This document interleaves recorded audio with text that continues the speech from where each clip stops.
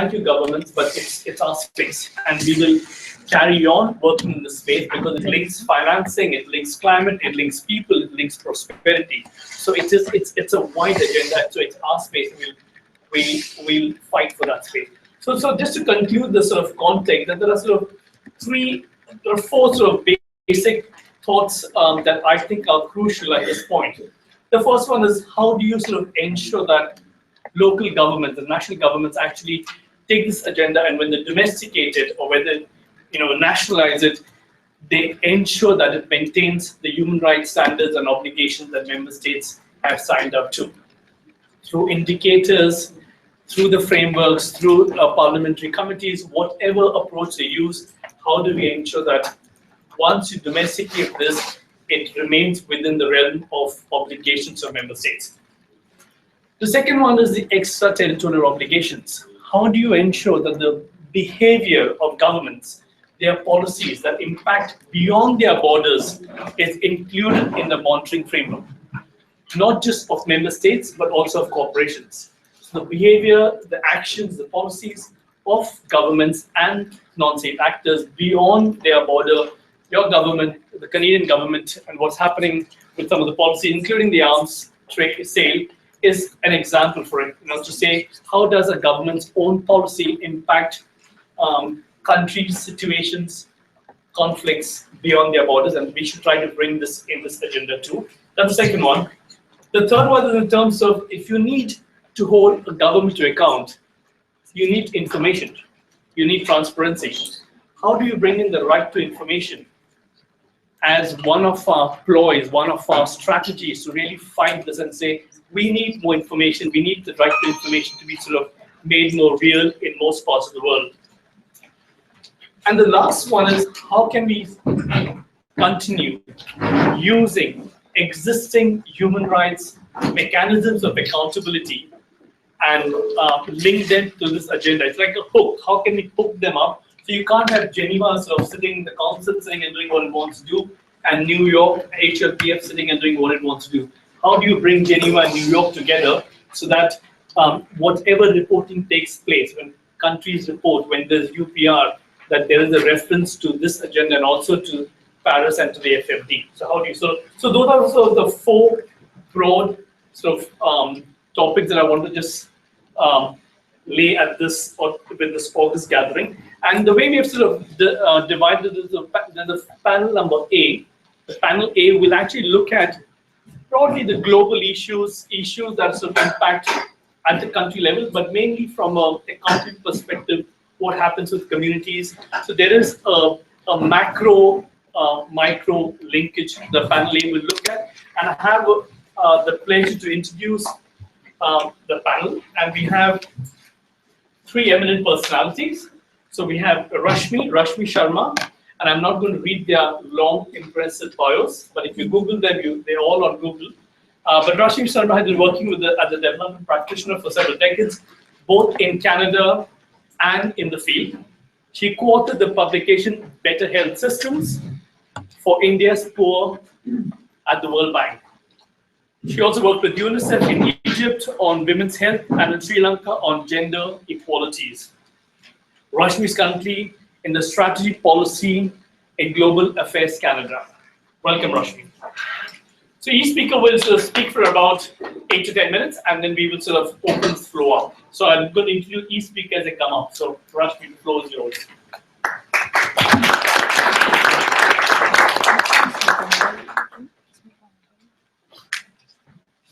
Thank you. Thanks so much. Yes. Oh, sorry. Yeah. Like, oh yeah, right. Oh yeah. Share that. This is a good thing. Resources are few resources. No, this is something else.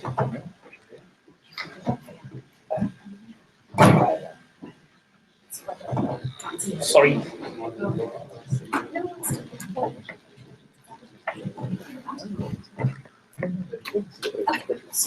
Yeah. Okay. Thanks. Merci. Laissez-moi commencer par vous dire que je suis tout à fait ravie de participer au forum consacré à l'agenda 2030 et d'être entourée de bons vieux amis de la société civile. Je vous remercie pour l'invitation et de l'opportunité de m'adresser à vous pendant vos délibérations. It is a great pleasure to participate in this forum on the 2030 agenda and be among the few old friends in civil society. Thank you for this invitation, and I really look forward to having an exchange with you.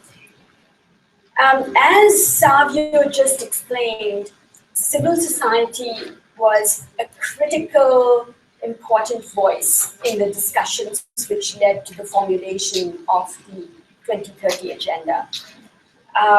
You brought creative and bold ideas to the discussion and certainly raised the bar from the MDGs to the SDGs to make it into a very bold and ambitious new agenda.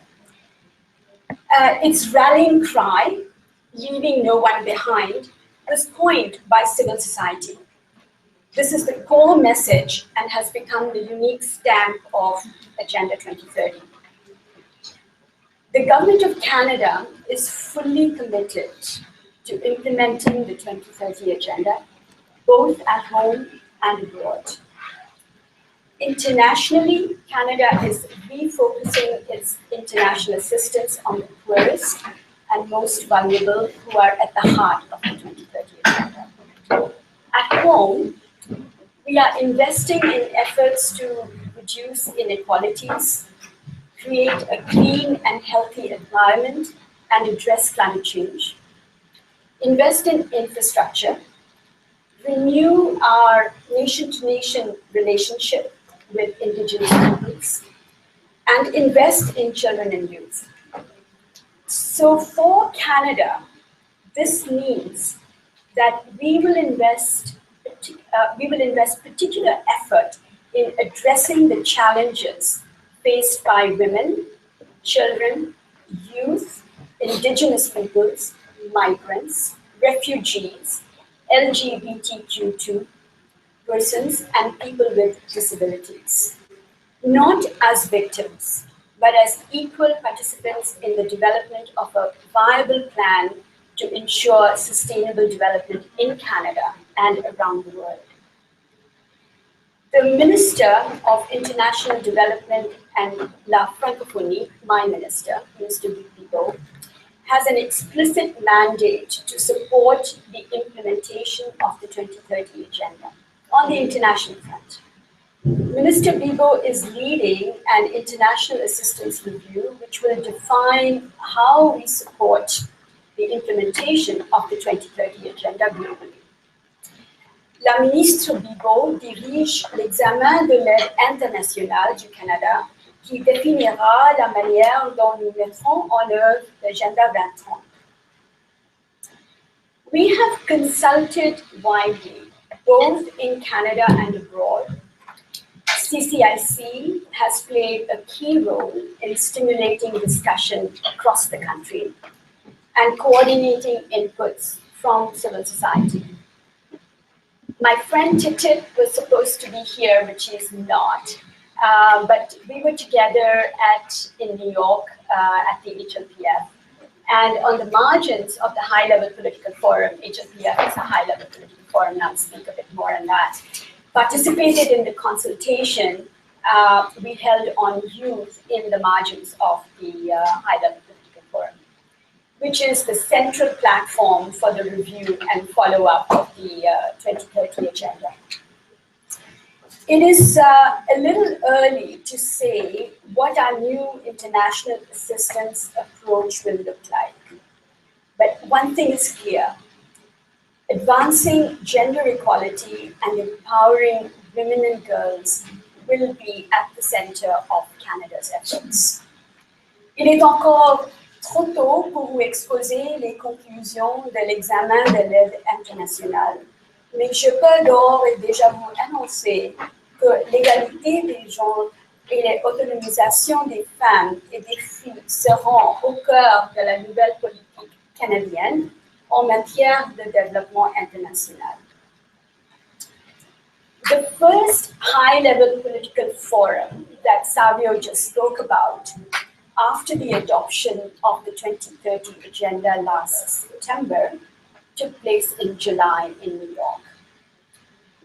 It is the central platform for the global review of the SDGs, and it brought together a large number of stakeholders: civil society, academics, private sector, foundation, indigenous peoples groups, in addition to member states.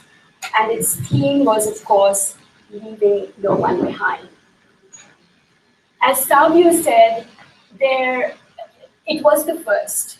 So it was a trial in a way, and it was a transition year. So it provides us with a lot of lessons to learn for the coming years, but we don't have a moment to waste. So this meeting is really opportune to look at what were some of the lessons learned and how do we improve this global forum, which can be an important mechanism for all the new things in the SDGs, and particularly the new integrative aspects. The discussions in the high-level political forum highlighted that a key challenge for implementing the 2030 Agenda will be something very simple, which is communicating the global goals. They are complex, they are new, and there are many. And there was a lot of debate during the post-2015 period, why so many? But it's a complex work, and we need them. So communication will be really huge. And all stakeholders will need to be mobilized: youth, indigenous people, women, private sector, parliamentarians, and ordinary citizens to ensure ownership of the 2030 Agenda. It is complex and ambitious. It demands new ways of working and will require collaboration among many stakeholders and many who have not worked together before. The Canadian delegation participated actively in the work of the HLPF. We held bilateral meetings with representatives of civil society, women's groups, indigenous people, youth, and Canadians from across the country who were participating in the forum. Our parliamentary secretary, Karina Gould, participated in several side events and was a lead speaker on a couple of issues that Savio raised in his intro: transparency and open data, the importance of data to reach the most vulnerable, in particular on women and girls. And importantly, she also spoke of the importance of involving parliamentarians. The IPU, which is the International Parliamentary Union, was quite active in the HLPF, and they want actually a more formal relationship in a more formal place, arguing for the need to have parliamentarians engaged, which I believe in. And in this context, Karina Gould is setting up an inter-party caucus in Canada on development that will engage parliamentarians in the discussion of Agenda 2030. Implementing the agenda will require the fullest engagement of all stakeholders: communities, civil society, private sector, municipalities, and all levels of government. And that is a huge challenge in many countries, but particularly in ours and those who share our decentralized and federal system. I look forward to the discussion that takes place now, and look forward to learning your perspectives particularly on how we can all work together to advance this ambitious and essential agenda.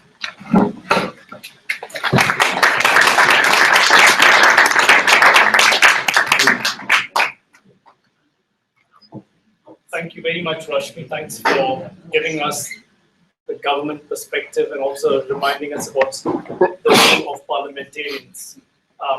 And now, so moving on to our second speaker, who is Scott. And Scott Wojcik, if I've got that Pretty close. pretty close.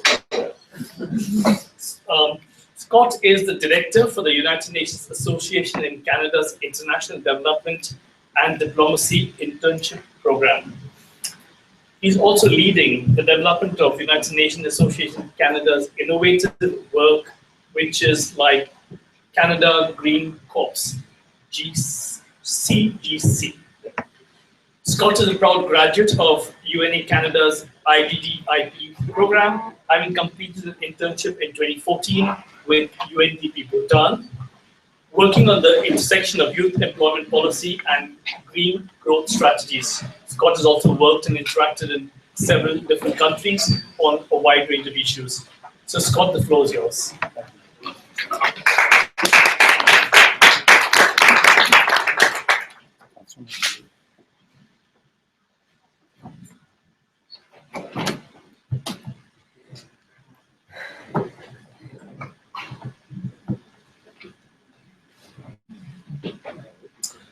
Well, good afternoon, everyone. As mentioned, my name is Scott Wojcik. I'm from the United Nations Association in Canada.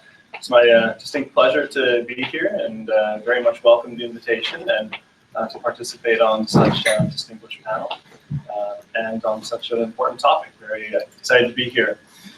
And on the issue of the SDGs, something that is very much a central focus of UNA Canada's programming for the next foreseeable future, probably 15, 20 years. Yeah, that we'll be implementing and reviewing it. So UNA Canada does regular polling across the country as part of our research, trying to better understand what Canadians know and what they want to know with regards to the UN and the way that the UN interacts with Canada and how the United Nations Association Canada interacts with citizens. Our mandate is to educate and engage Canadians on the work of the UN and global issues that affect us all. And we have very strong membership across Canada, some of the strongest here in Quebec, which we're very thankful for, and 20 volunteer branches across the country. So there's many ways to become involved. But what we find is that although there's a great appreciation and support for the United Nations across Canada and consistently strong support, the MDGs and SDGs are not very well known. An example of this is a high-level forum that we had a few weeks ago in Ottawa about selling the SDGs to youth and how can we get more youth engaged, something that the organization is very focused on. And we contacted a prominent figure in Ottawa who we very much suspected would know what the SDGs were, and when we asked him to speak at the event, he said he didn't feel comfortable because he didn't have a background in public health or sexual health. So we had to explain that the SDGs were not. So I think the point is that SDGs is not a sexy term. It's too academic. It's not going to be remembered very easily. And through our programming across the country, we work alongside various communities across Canada, especially with teachers and in schools. And many of our colleagues come back reporting that many of the teachers don't really know, never really heard of the MDGs and don't know what the SDGs are. And so, how are we supposed to raise awareness across Canada, especially with our youth? If there is that gap between what's being developed at the international level and the federal level and what's actually being kind of transferred to the students in school. So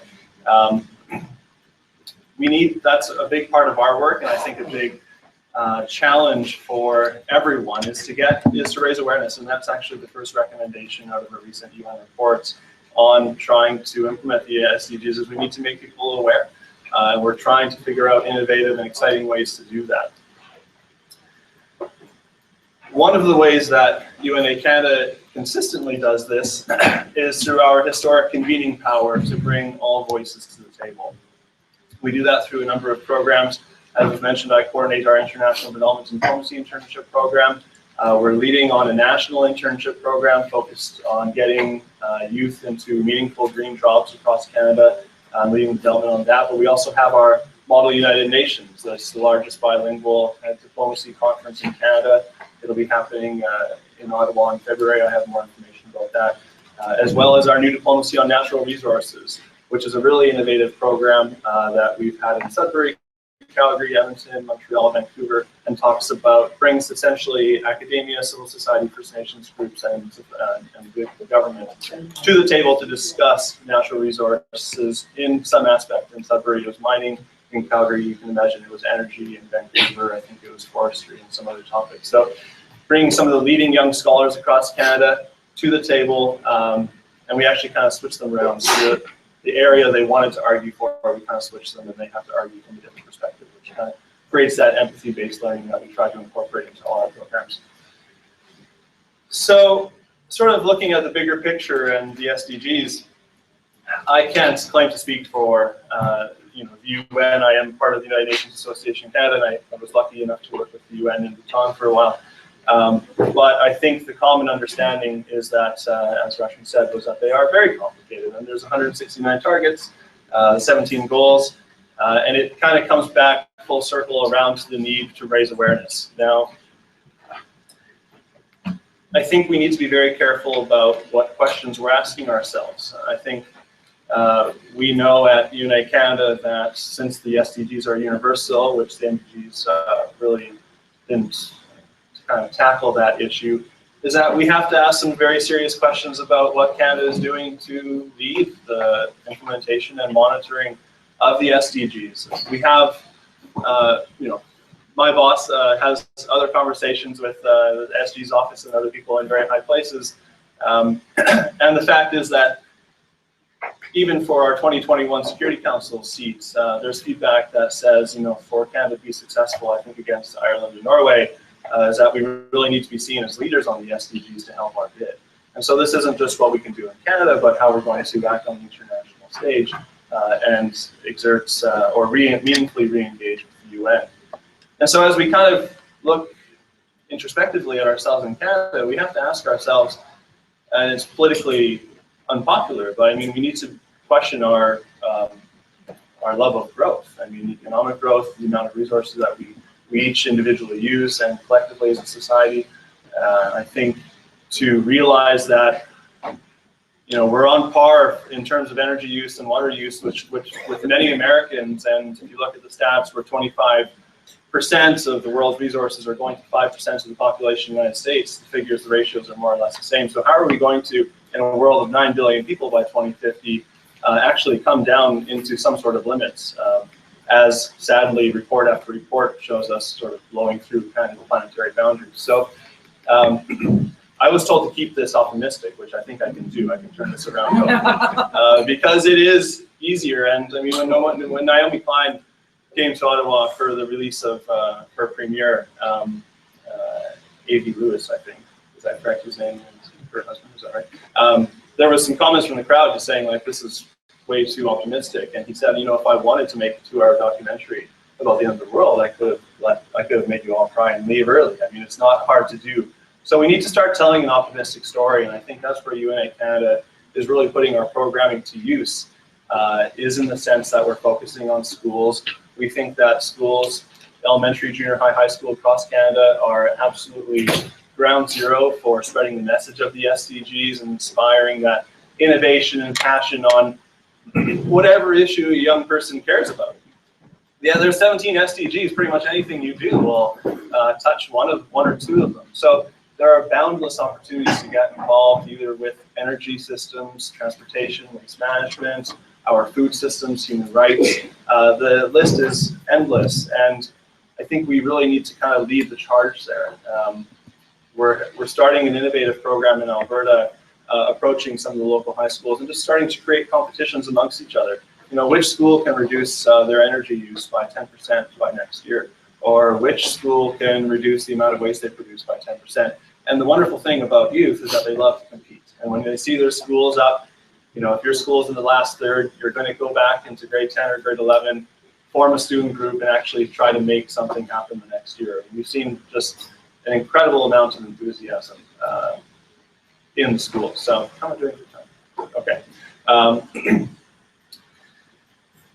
And with just I'll just go back to the schools again, it's just the way that we need to start incorporating or instilling a sense of holistic thinking into Canadian youth and having that global perspective. I mean, we have to remember that this generation is growing up more connected than any generation before it, and although they do have a global outlook because of social media, I don't think we should assume that all of them will grow up to be global citizens just because they're tweeting on Facebook and on Instagram and they have some friends in other countries.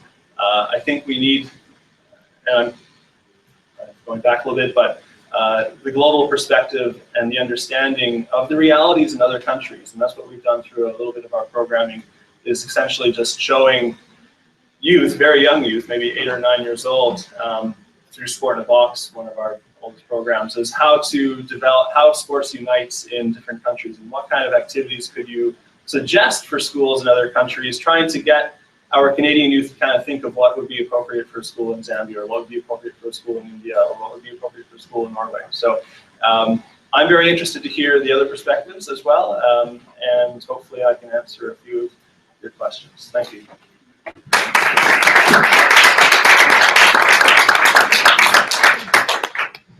Thanks, Scott. Thanks for reminding us. I think one thing that just struck me when Scott was speaking was, without using the word, he spoke about inequalities and inequalities on resource use, production, and consumption. And I think the SDGs refer to those. We have called number 10, we talked about inequalities too, but it's a hard, long struggle. I now have the pleasure to invite the last panelist of panel A, Sylvia McAdam, who is from the Treaty 6 lands in what is now called Canada. She is a direct descendant of the Treaty peoples and original peoples of these lands. Sylvia is from the Nihio Nation. Sylvia is also the co-founder of the global grassroots indigenous-led movement called Idle No More, which has been awarded or given several awards in the past couple of years, including the Foreign Policy Top 100 Global Thinkers 2014 Social Justice Award and the 2014 Global Citizen Award. Sylvia is also the co-founder of the One House, Many Nations group, which looks at homelessness in countries like Canada, especially among indigenous and original peoples. Sylvia, the floor is yours.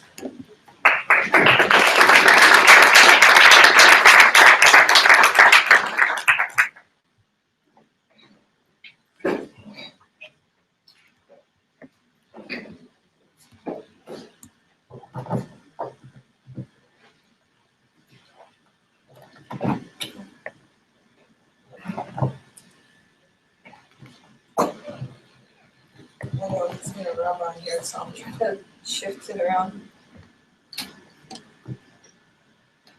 Hi, kinanas kong no, binagsiman to kasawin ko nanas kong binukan yuap si Gugisugod, binagikaw hinoas si Yatamskat no.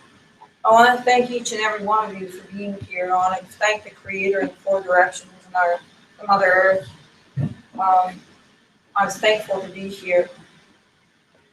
Like the introduction said, I'm from the Nihio people.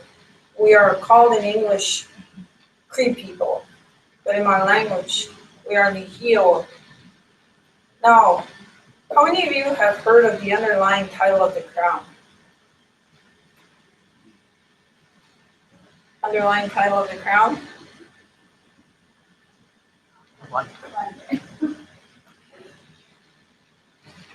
I am a lawyer. I went to the colonizers' law school at the University of Saskatchewan, so I understand their legal system. I don't understand it completely. It's incredibly hard to comprehend their legal system because it's constantly changing. But at the very core of the legal system is the underlying title of the crown. Do you know what that is? Do you know what the underlying title of the crown is? Tell us.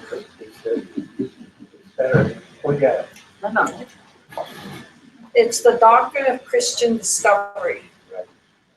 Right? The doctrine of discovery. It should rightfully be called the doctrine of dominance. All right? That's the foundation of your colonial law. Also,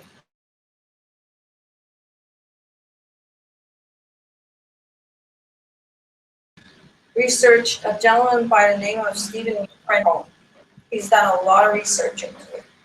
Why do I talk about that? Because I don't see it talked about in the goals, decolonizing Canada, because as an Indigenous person, everything I do, everything I move in this country, that is mine, my people's country, affects me to this day because of the doctrine of discovery. I have to carry this card. It labels me an Indian under the Indian Act. And that's because of the doctrine of discovery. At the time of treaty, does anybody know where Treaty 6 is? Any idea?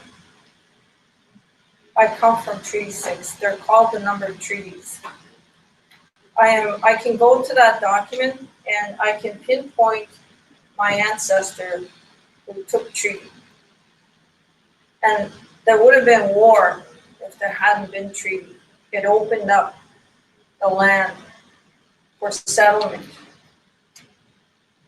Right after that, in violation of treaty, the Indian Act was created to control and monitor and police the original peoples of this land. And it's still in effect today. We are outraged about the apartheid in South Africa, in Africa. Yet, it's the very same system that's applied here, still in effect for my people. So why am I talking about that? I'll tell you why. It's connected. It has threads in every one of those goals that we're talking about today. Education. Do you know how much the original peoples get in terms of education? Take a guess. How much do the provincial English-speaking student get? Take a guess, 1 year. 11,000. Give or take each province, right? How much does the French student get per year? Take a guess. Throw a number out. 19,000. How much do you think my grandchildren get going to school on reservations? 3,434. You want to talk about equality.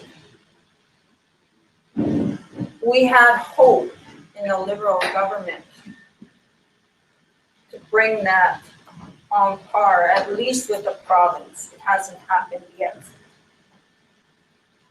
So when we talk about peace, we need to say, and my good friend Arthur Manuel, you can read it in his book called Unsettling Canada. He says, colonization is against world peace.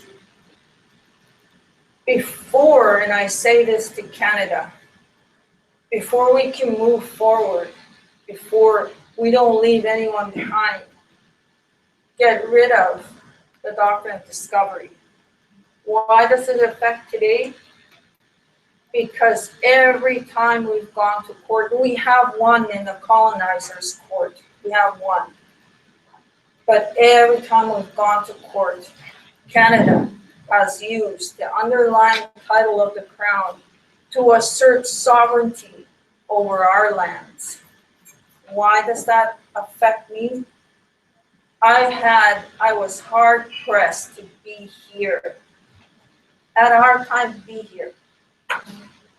And I wish that I could bring you a PowerPoint of the images that are happening on my people's land right now as I'm standing here with you, leaving my lands unprotected.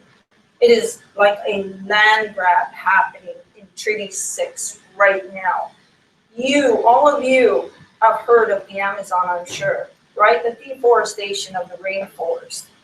Well, I'm telling you, it's happening in Saskatchewan. There are trees. You should see all the logging trucks, hundreds of them, driving through our hunting lands. making it all impossible to take the medicines, to take the berries, to take the animals. You should see our animals now. You should see them. I invite every one of you to come before they totally destroy them. Come over there. Contact me. You can reach me on our website, idon'tknowmore.ca. Contact me. I will take you on a tour. I am trying to protect.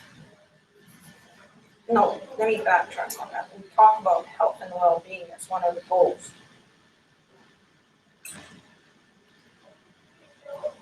The health and well-being of my people, I have a hard time to eat the hamburgers, the fries, right? To be away from the traditional foods of my people. Even there's a fresh water stream that flows in my father's lands. It's beautiful. It's so beautiful. I want you to come and drink from there. It's beautiful, cold. It comes from deep in the ground and flows over the land. It's beautiful. It's so cold. It's so cold. You don't even have to put ice. It's so cold.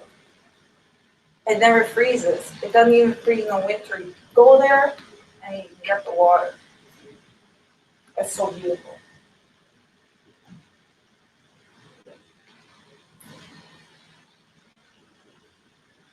How am I doing on time?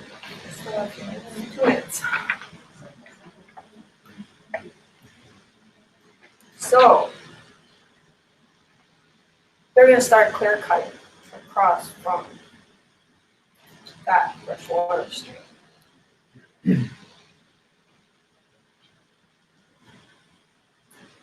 So, when I get home, I may have to, tie my body to a tree. I'm a lawyer. I'm a lawyer.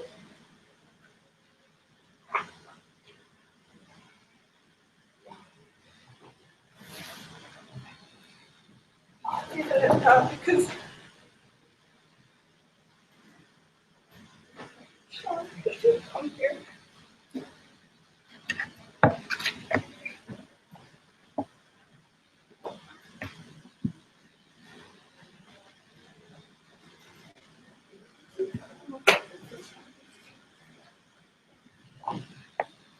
Bonjour,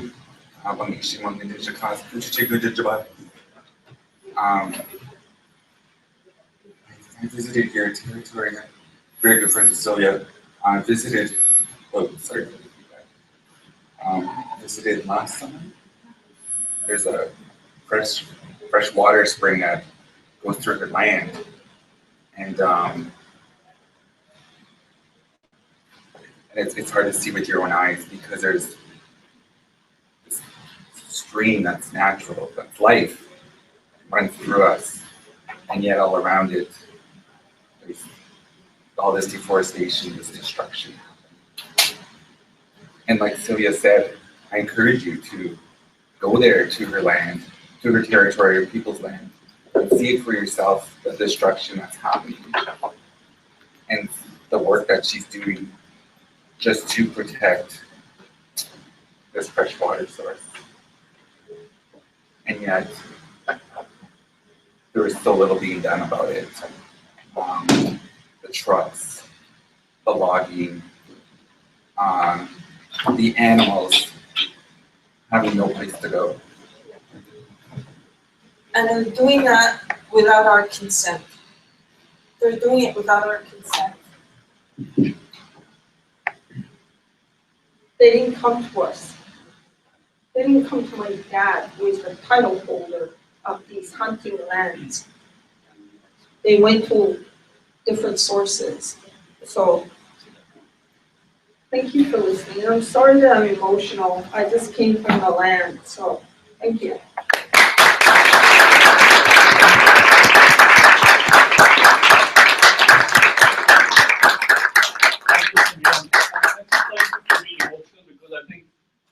we don't have those emotions in that fashion, I think that this is just one of those professional things that we do. And I think so I'm deeply moved in terms of on two grounds. One is just to see how people are struggling just to maintain what is theirs and what is rightfully theirs. And the second part, which I was also thinking that laws always don't help. You can have the best legal framework that you ever want, and it stops at some point. And the third one, which just sort of also struck me, is charity begins at home, especially for the northern governments. It's easy to preach the word and say we have X amount of foreign aid given to those few countries across the world, but like I come from the UK, but those goals are for somebody else. Like in the UK government even has given to the Department of International Development, who doesn't have any sort of right to what happens back in the UK. But they are the ones who are leading on the goals and said, well, it's for the rest of the world, but not for us. Or we do something because, yeah, you guys have managed to make them universal. So we have to do something at least to show it on the paper. So I think whilst we have the ambition and the language on paper, the reality is far, far, far away. So as I said when I started, I said we can be ambitious, but we also need to be realistic that the world is not going to change by having this 179 targets and 16 goals.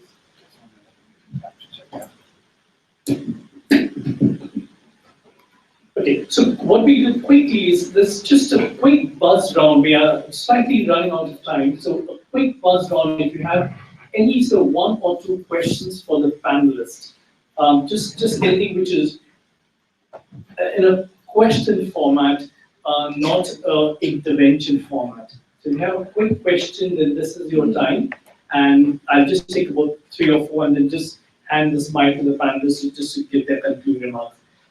Yes, you'll have, when you say a question, I will have to repeat that, or if you can come, yeah, we'll see what to do now. Okay, why don't you go ahead and say, just call out your question, I'll repeat it.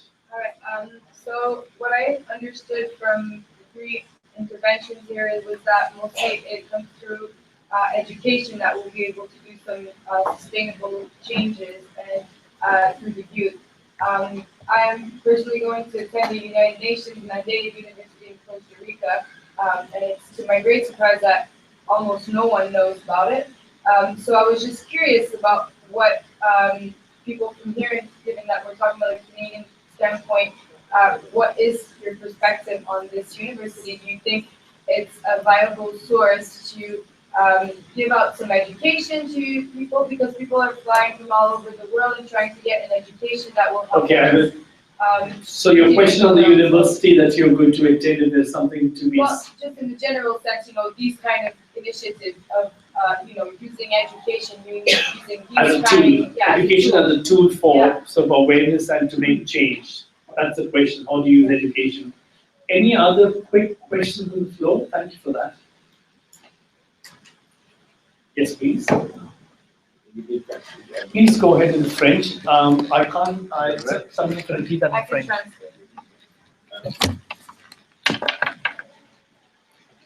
J'ai plus compris beaucoup de discrimination dans tous les discours qu'il y a eu. Mais c'est aujourd'hui au Canada aujourd'hui, qu'est-ce qui est fait en termes de s'assurer que cette discrimination qui soit en termes d'accès à l'éducation, par exemple, les Premières Nations, les francophones, les anglophones. Qu'est-ce que, par exemple, AMC fait aujourd'hui pour juguler cette discrimination? For those who don't have the translation, what's done in Canada today with regard to discrimination? It's done. Have you got the translation? Sorry, what were you saying? Okay. Yeah, he was translating. Okay, done. Any last intervention flow? Check my. Okay, let me give the panelists just one second each, and then we 1 minute each. Let's start with Scott. Sure. Well, yeah, clearly, I mean, education is fundamentally important. And you're talking about university level, but and I think one of the great achievements with the MDGs is just the enrollment rates in primary school around the world has increased significantly. But those numbers still don't remain very high moving into secondary, especially for young girls. Absolutely. I mean, it's a fundamental part of what we're trying to do at UNA Canada all the time is get into the schools, get that outreach going, and we have an audience of 100 or 200 students, and they all go home and bother their parents about the SDGs and try to explain it to them. We think that's those indirect beneficiaries as well. So absolutely, I mean, education is always fundamental to any social change or progress that we need to make. Thank you, Scott Rushman. Thanks. Check one.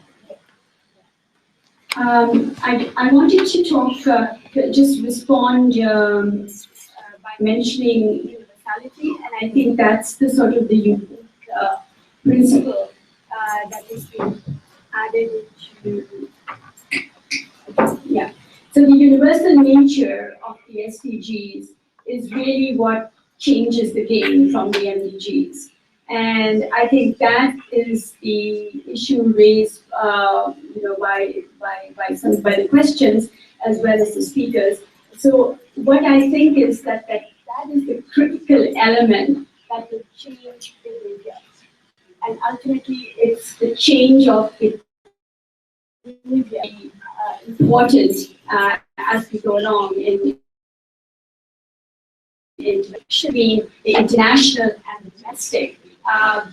Will be at the heart of the education that Scott talked about and people talked about change of behavior in schools, but it's how the North behaves with the South and internally within countries, how communities behave with each other. Thank you very much. Sorry for this. I have 2 mics, I don't have 4 mics. But neither is working. Yeah, but this is the reality of the world. I feel like a rock concert artist now. Don't drop the mic. Okay, I'm going to give Sylvia a bit of break. If the mic works. Yeah, if the mic works. Yeah. So actually, I just wanted to end on that point about partnership. Not working. It doesn't Just work. 1 second. Come. Okay. Try. Okay, sure. Okay. Quickly. Okay. Yeah, very quickly. I just wanted to end on partnerships because I think No, it's not that working. Go ahead. I'll fix it. Okay, fine. I think for those who can hear my voice in English and you can translate to your neighbors, Rashmi is talking about partnerships, which is an important element of the SDGs. Partnerships between nations, partnerships between the private sector, which I get really worried about, but it's termed as a solution to all problems, partnerships with the private sector. But let's see what happens. On that note, I'm closing panel 1. Thank you very much. A big thanks to all our panelists.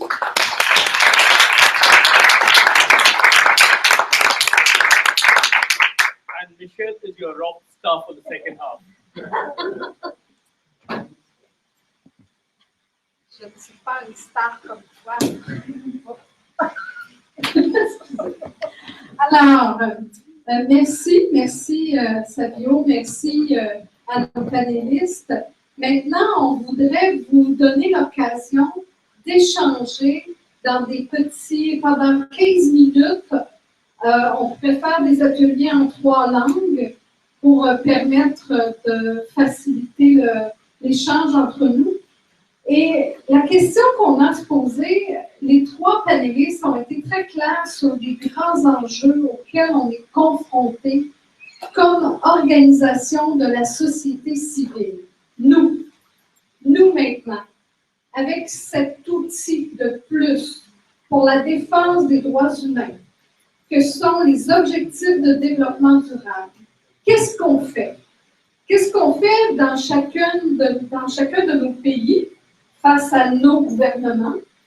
Qu'est-ce qu'on fait pour mobiliser la société civile pour mobiliser les jeunes, éduquer, mais profitons de l'occasion que nous sommes au Forum social mondial.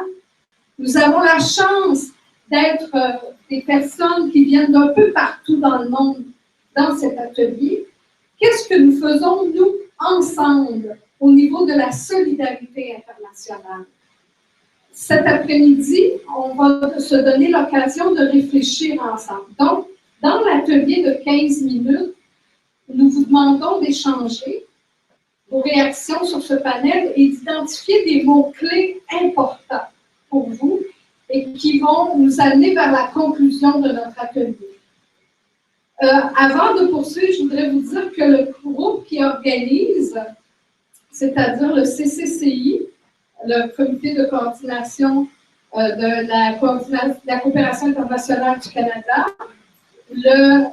la COSI et Amnesty International, nous faisons circuler une feuille et on ne veut pas que l'échange reste un échange. Si on peut continuer à travailler ensemble après cet atelier, eh bien, on essaiera de garder le contact parce que le Forum social, c'est une occasion de rencontre, mais aussi de s'engager à poursuivre une action commune. Donc, si vous êtes d'accord, il pourrait y avoir un premier groupe autour aussi qui va utiliser le français. Au centre, un groupe qui va utiliser l'anglais. Et un troisième groupe ici qui va utiliser l'espagnol. Est-ce que ça vous va? Je sais qu'il y a des personnes qui utilisent facilement les trois langues. Alors, essayez de vous répartir. Et l'idéal, c'est d'avoir des personnes qui viennent de différentes régions du monde dans les trois ateliers. Alors, français, anglais, espagnol.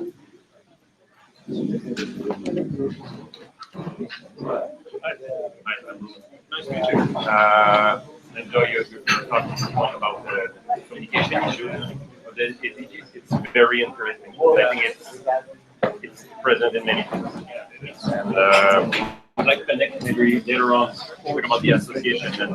Hi everyone, we will now be filming every group. So for each activity, we'll try to go into the English group and then the French group. We'll try to film it for you so you can be a part of the discussion. Thank you.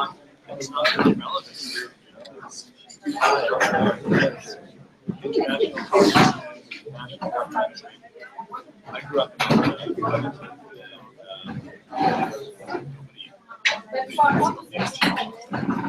so I don't know how to. I mean, that's why I feel like circles are starting points. Kids and stuff, energy and water, localization in a lot of ways. If you do that, I don't think we should try to sell the SDGs. I think we should sell all the interesting opportunities in.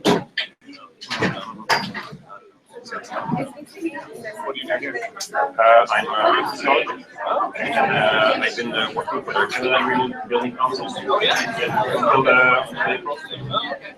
I'm in between different opportunities. I'm involved in the work of the forum. I'm organizing the Place to Be event. It's at the Société des Artistes It's a hub for alternative media.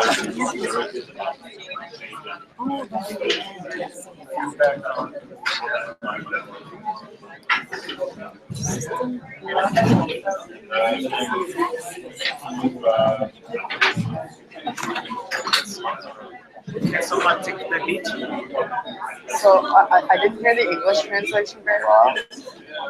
Would someone be able to reiterate what the instructions are? I think also get this to talk about what the panelists were talking about, our own personal feedback and feelings about those things. Okay.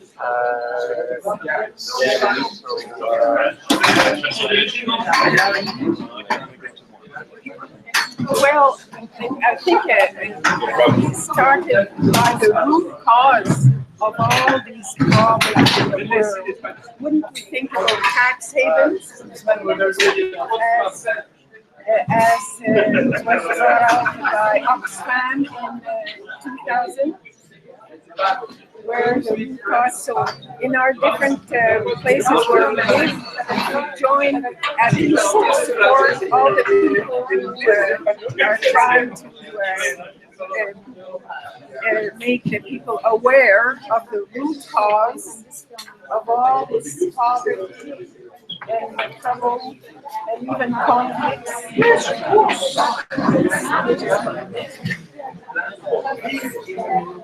Well, I'll add to that. I think one of the problems with the MDGs was that they created these goals and said we're going to achieve all of these things around education and elimination of poverty, whatever, but we won't actually change any of the economic structures that actually created this in the first place. So the big failure of the MDGs was MDG 8, which was the one to create the new global partnership, which would see the transformation of trade, debt issue, all of those things, coherence of aid amongst the donors, so one policy wouldn't be underlying the other. I actually attended a workshop in Dublin in 2005 on 5 years of the MDGs. The speakers came and they spoke about MDGs 1 to 7, and there was no speaker on MDG 8.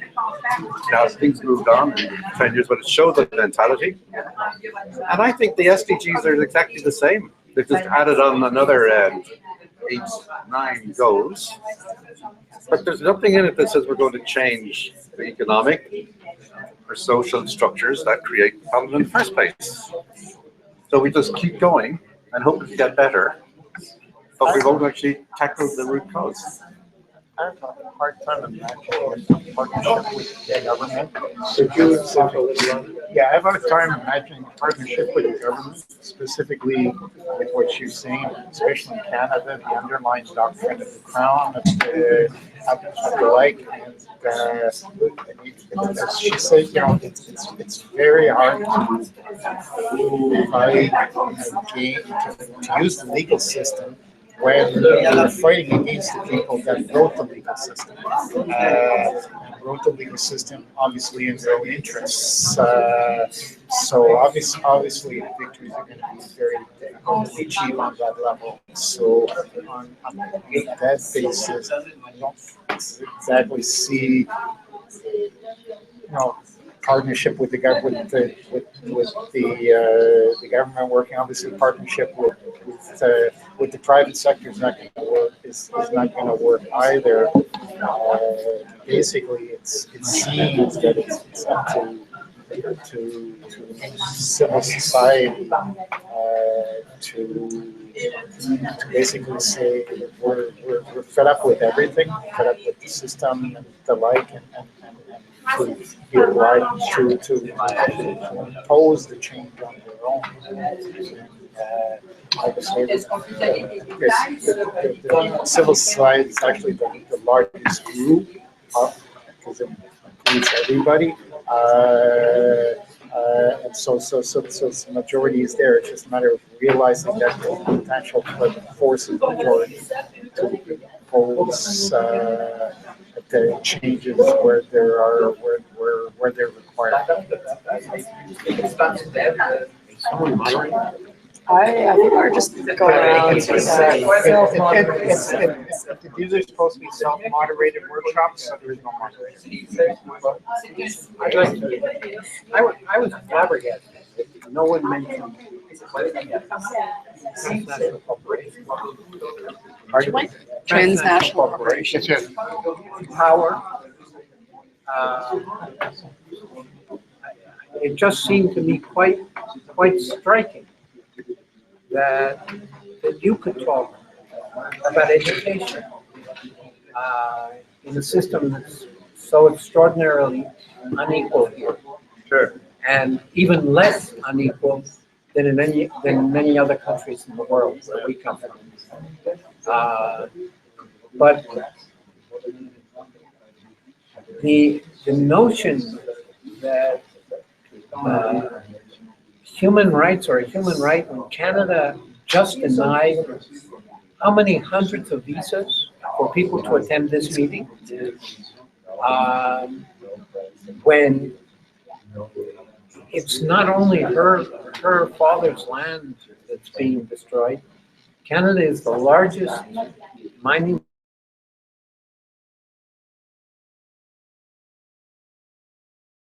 Chile. And we're here. So I don't understand what the Sustainable Development Goals are about in a context in which you're having a discussion in the midst of a society that is still debating how to deal with some very basic human rights here. I think I'll just stop there. I mean, I was flabbergasted. Sorry, if just something to note, even beyond like the economics transnational, I think one of the biggest failures with the SDGs is the issue of sovereignty, because each country can implement anything any way they want. They don't even have to follow it. And I know one of the biggest issues with the SDGs is the issue of statelessness. And I mean, the biggest thing with the SDGs is that the idea of you leave no one behind. And yes, people who are stateless, they have no rights whatsoever. Their country does not grant them citizenship. No one in the world recognizes their citizenship. So they have no basic access to these things like education, to peace institutions, to food, to any of it, because they're not legally, they don't have legal human rights. I think if there's some way for us to even go, and I know this wouldn't be possible, but to go past the sovereignty, to go past, you know, these borders and have the UN be able to actually implement these things or have them mandated or have some sort of repercussion if these countries don't follow it, it would be one of the best ways to get over this hump.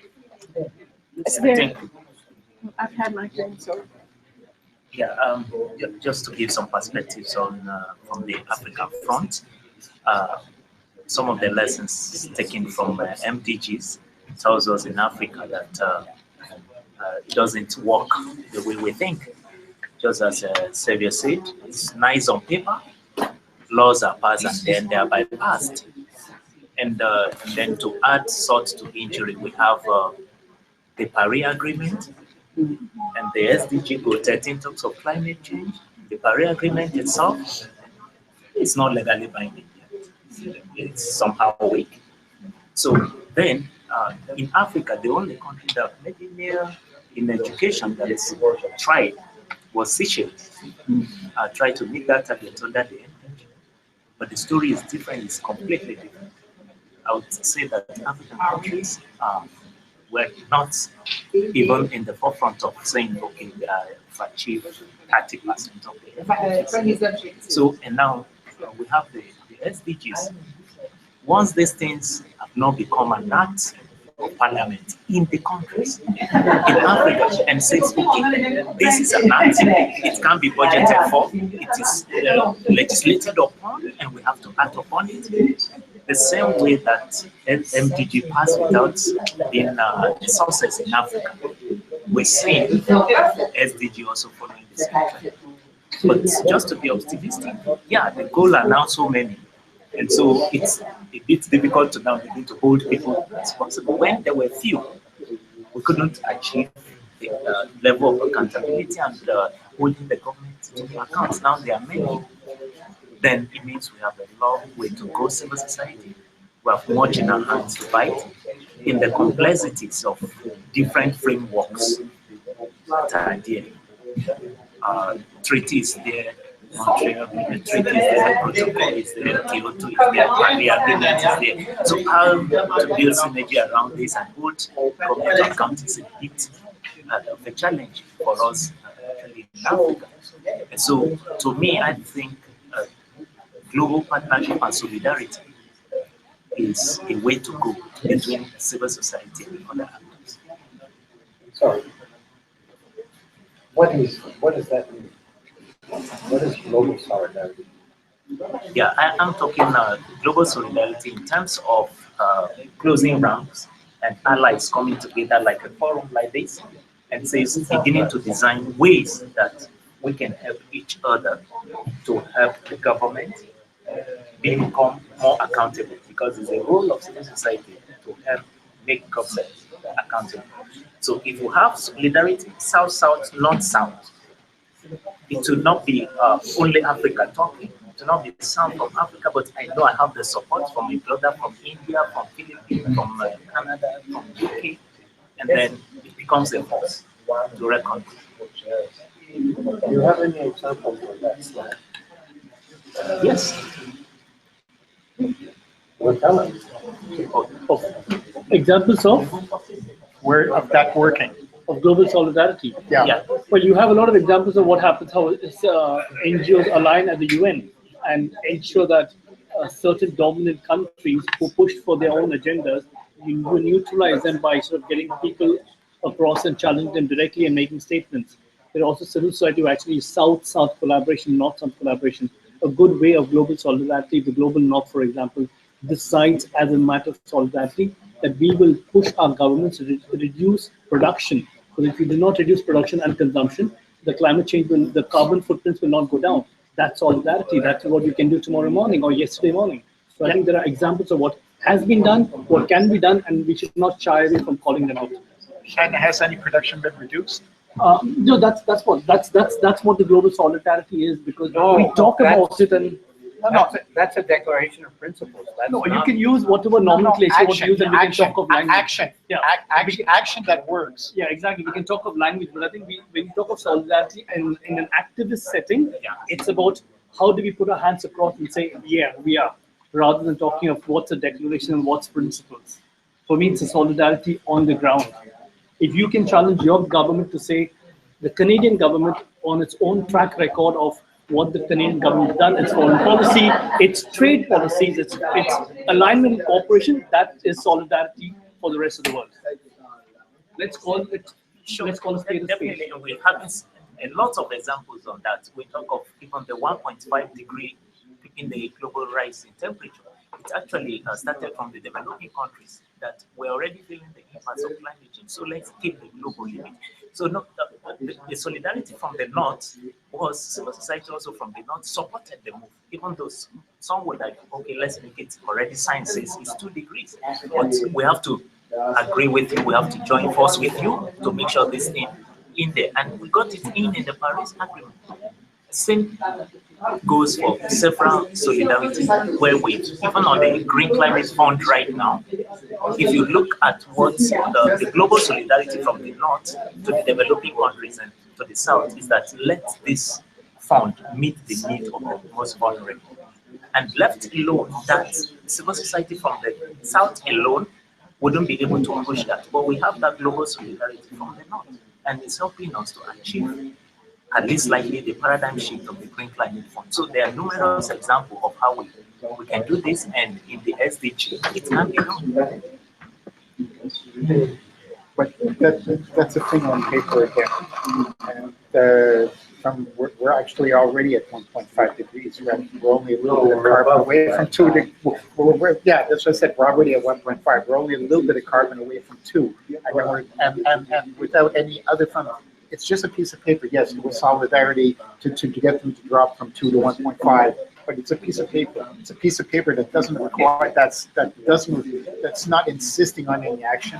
There's no plans in that piece of paper for how that goal is actually going to be achieved, and it's not going to be achieved. So your solution is? If I may jump in, I guess. Good question. When I was listening to Sylvia, one thought that crossed my mind is that if we are to get some action to translate those broad statements globally, if we are to move from global sort of statements or big sort of global indicators to action, to something concrete, we need to make the connection with what Sylvia was saying around a very specific situation to educate gaps in funding for Aboriginal and non-Aboriginal people. And I think there's work to be done by civil society in Canada and in other countries to make sure that local priorities inform those indicators. I think there's an opportunity to, when Canada, for example, in our case, decides what to work on, how we work on that, that we feed into a framework that's real. It's about the concrete progress we want to see in key areas. And the example she gave is one that's pretty clear. So we have a global set of global indicators around education for Canada. This means like these very specific things that we should be addressing. Maybe that's how you can get to some action. If we have civil society really making sure that local priorities inform those indicators at the national level. That's a good answer. One thought. Yeah, I think that each one of us has a lot of work to do in our own country.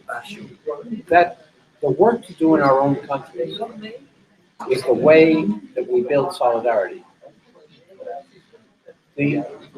Specifically dealing with the inequalities in social services in Canada. I understand that even in Toronto it's a mess. Within Toronto, it's a mess. I have no idea of what's going on here. But what we just heard about the educational system of the Indigenous people, I mean, that people should be burning something down. Ministers of education, they should be burning ministers. Alors, nous allons poursuivre l'échange ensemble. Alors, je vous invite à prendre vos places et vos écouteurs si vous en avez besoin.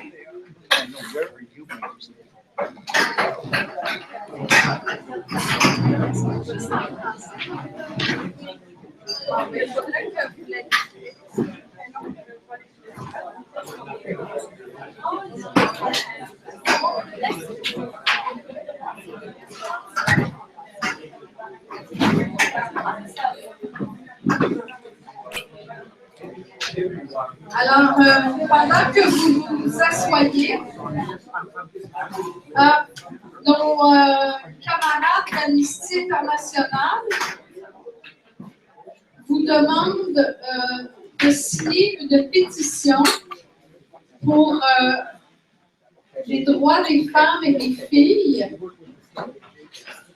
Alors, la pétition, elle va circuler, elle est en français.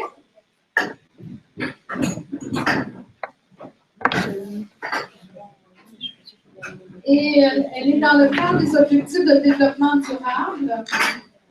Elle demande que les femmes et les filles aient accès à une gamme complète de soins, d'informations et de services à la santé sexuelle et reproductive, qu'il y ait des cibles claires au niveau national afin de mesurer les progrès accomplis en termes de réduction de la mortalité et de la morbidité maternelle, prendre des mesures pour éradiquer les mariages précoces et forcés, élaborer des méthodes qui vont permettre de véritablement et efficacement effectuer les suivis des progrès tous les 4 ans pour les femmes et les filles par rapport aux objectifs de développement durable et que ces femmes et ces filles puissent participer à des évaluations. Alors, je vous ai résumé la pétition. Donc, les camarades d'Amnesty avec le dossard jaune vont faire circuler la pétition. Merci d'y porter attention. Alors, nous étions divisés en 2 ateliers. Finalement, il y a eu quelques échanges en espagnol, mais peut-être qu'on pourrait demander aux personnes qui ont participé à l'atelier en anglais, est-ce que vous avez identifié des mots clés, des thématiques importantes? Et je me permets de vous présenter mon collègue Denis Côté. Denis est analyste à l'ACOSI, l'Association québécoise des organismes de coopération internationale. Et on devrait le remercier parce que c'est Denis qui a coordonné l'organisation de cette activité, bien sûr, avec Savio et avec Julien, mais on peut dire que c'est Denis qui a fait un gros boulot pour que cet atelier ait lieu. Merci, Denis. Alors, donc, l'atelier en anglais, est-ce qu'une personne parmi vous peut nous rapporter quelques mots-clés que vous avez discutés, quelques échanges?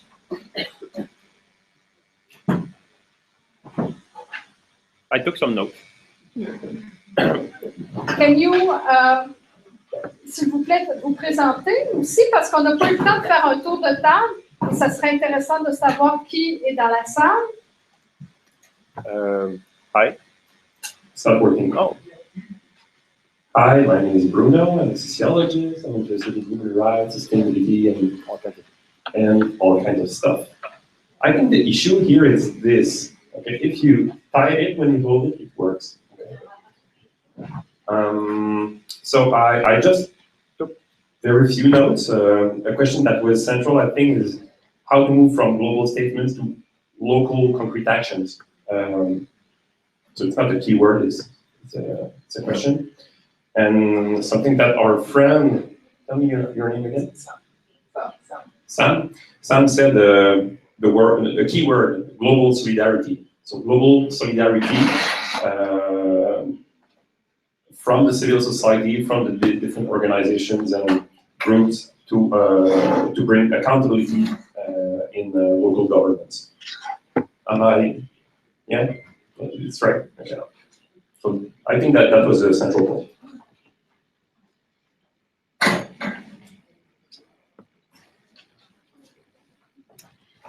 Est-ce qu'il y a une autre personne dans l'atelier qui s'est déroulé en anglais qui veut ajouter une autre intervention? Oui, madame. Faudrait... Ah, vous pouvez le faire en français. What started our discussion is that we have to get to the root causes. And that's the global stuff that we all know about, taxing and all this.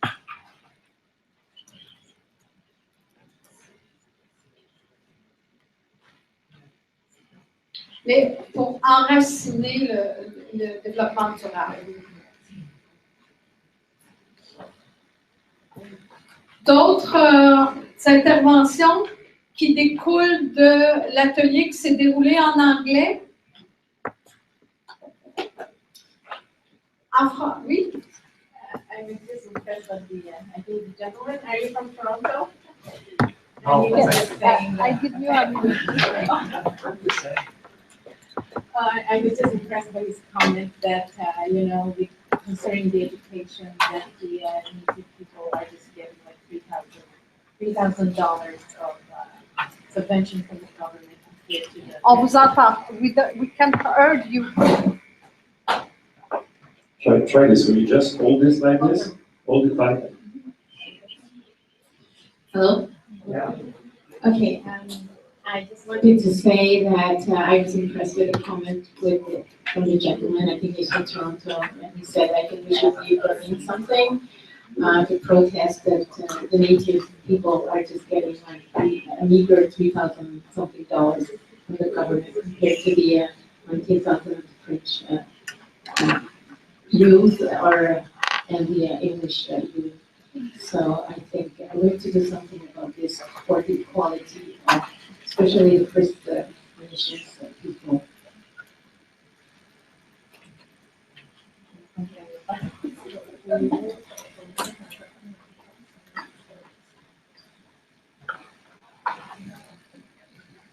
Est-ce qu'il y a d'autres interventions? Alors, je vais passer à l'atelier en français. Oui?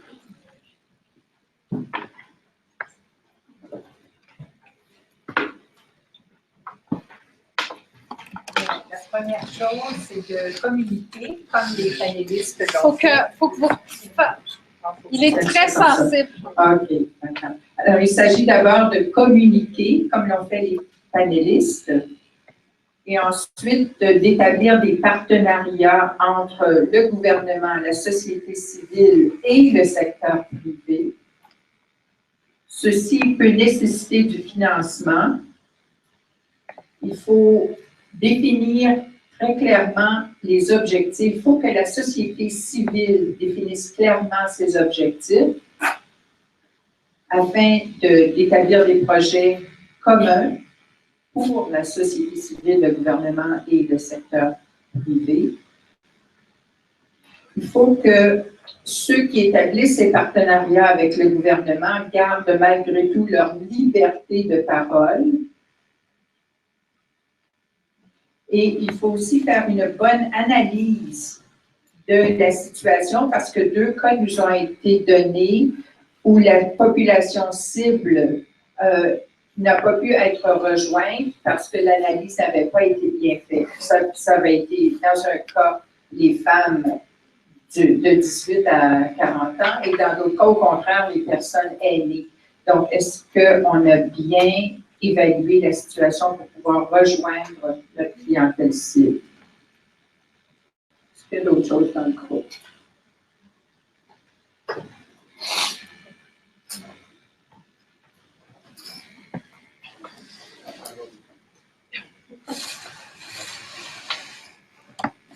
Est-ce qu'il y avait d'autres interventions, Francis?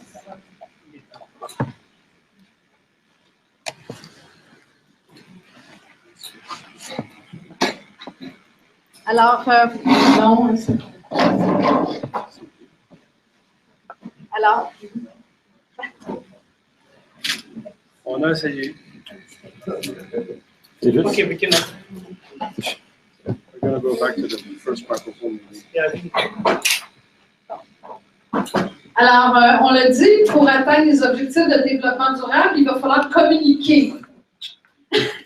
Alors, communiquer, c'est prendre parole, s'écouter et s'assurer que tout le monde puisse s'exprimer librement.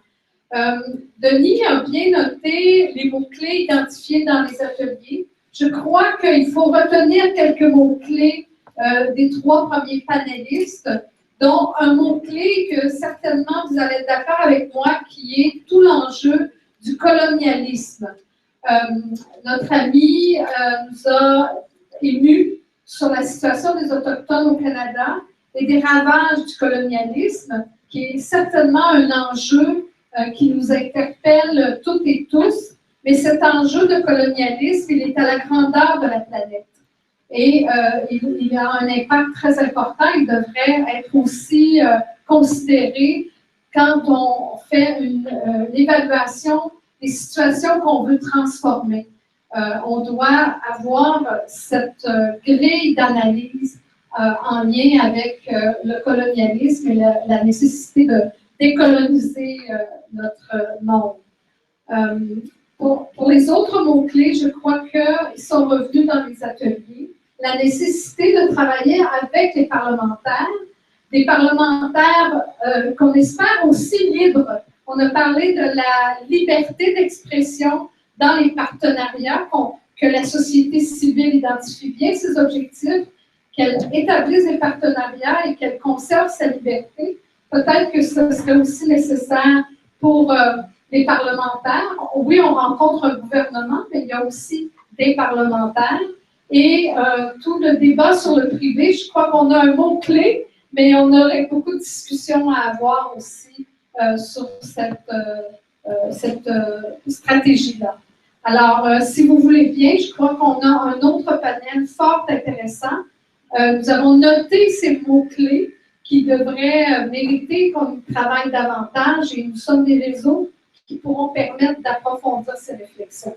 Alors, je passe la parole à Julia qui va poursuivre l'animation.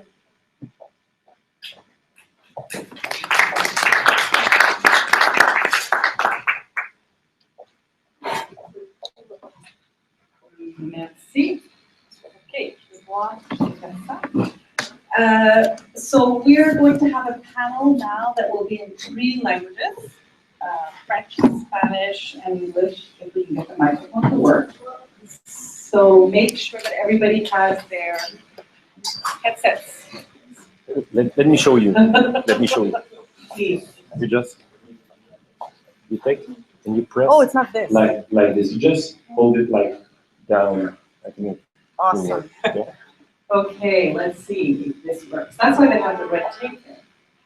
Okay, so could I invite my three panelists please to come to the front? Sam, c'est qui Sam? C'est toi, c'est pas toi, excuse-moi. C'est toi.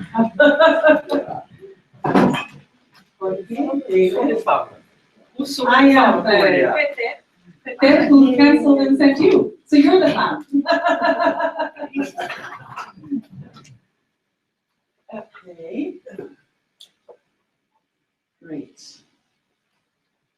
Okay, so we heard in the earlier panel perspectives on what's happening in Canada from the government, from a First Nations leader, and from an NGO, a civil society group that works on these issues in Canada. So now we're going to hear about what is happening with the SDGs in other parts of the world and see how that informs our thinking, what we're observing and what we hope to be seeing in our own countries, wherever you're from, and also at the regional and global level. So it's my pleasure to introduce our panelists, and we're going to have a bit of a conversation instead of 3 separate presentations, and then hopefully you guys will have questions as well. So, mi primer panelista está aquí a mi izquierda, vamos a hablar en español, con Jorge. Jorge es un colega que es muy activo a nivel global, en diferentes instancias de la sociedad civil a nivel global. Es originalmente de Uruguay y vive en México, pero rara vez está en México, siempre está volando por aquí y por allá. Y trabaja con diferentes redes con relación a la sostenibilidad y el desarrollo, sobre todo en Latinoamérica, pero también a nivel global. Entre otras cosas, es uno de los co-chairs de una alianza global a la cual pertenecemos muchos para la eficacia del desarrollo. También ha sido hasta hace poco uno de los co-chairs de una publicación que se llama Reality of Aid, que analiza muchos de los temas que se están discutiendo hoy aquí. Y su trabajo más permanente es como director de ALOP, que es una alianza de ONGs en América Latina. Entonces, bienvenido, Jorge. Gracias. At the end here of these 3 wonderful gentlemen, we have David. So David is with us today, also from Mexico, also lives in Mexico, is a professor at a university in Mexico, and has written and teaches and studies on sustainability issues. He's dedicated some time to researching water issues in particular, but more broadly environmental and sustainability issues, and is, I think more recently, and we'll probably hear him speak to that, involved in working with and supporting some grassroots initiatives around environment and sustainability. So welcome, David. Et alors, notre troisième invité, parlez bien en français, hein? No, English, it's not English. Okay, I'm getting it wrong. So it's 2 languages we're going to speak. So Sam, you are Sam, right? Sorry, we didn't meet before. So Sam is here. Thank you for accepting to sit in this panel when your colleague who was meant to be on the panel did not come. So Sam is a program manager of the Pan-African Climate Justice Alliance, and this is one of the largest regional alliances in the world, but definitely in Africa. I think they have membership in 45 different countries, and they look at climate change, environment, and sustainability issues as well. And we'll be able to talk about your work there. So as I mentioned in my introductory not remarks, but sentences, we're going to hope to hear from these panelists about what's happening at the national level in other countries, what's happening at the region level, and how is that important for what happens at the national level, and then also what's happening at this global level, right? And we're also hoping to hear what are the different parts of society, how are they getting involved? So how are governments owning this agenda, the SDGs? What are they doing to implement, both national level governments, local level government? What is civil society doing or not doing to move this agenda forward? What are other parts of society, maybe the private sector, parliamentarians, or others also doing in the countries or regions where you are working? Okay? So I'm going to invite each one of you first to tackle whatever level you feel comfortable. Why don't we start with government? So what are you seeing in your work and in your countries or regions? How are governments owning this agenda? Are they taking it on board? Have you seen any success stories, any lessons learned maybe that are emerging of good practices as to the governments that are leading on implementing the SDGs? Any problems to flag that are already emerging? And I'll start with David, if that's okay. And you have to press that red thing. Just put a little pressure on it. Hello? Yep. Yeah. Well, the Mexican government, as in many other Latin American countries, fully supports the SDGs. But there's a statement in Spanish, there's a saying in Spanish that I think is very appropriate, and I have tried now 4 different people to translate it into English, and it didn't work. In Spanish, it's por los dientes hacia afuera, which means Literally from your teeth out. from your teeth out. That is, the discourse is very sweet. I think that if anything characterizes Latin American governments right now, it's their single-hearted, single-minded, not hearted, they have no hearts. It's their single-minded effort to make sure that what they say is correct and what they do favors everything except what's in the SDGs or in human rights. Human rights are the last thing on the real agenda of most Latin American countries. Let me make it very clear that the one notable exception to that is Cuba. And that is, as we say in Spanish, a horse of a different color.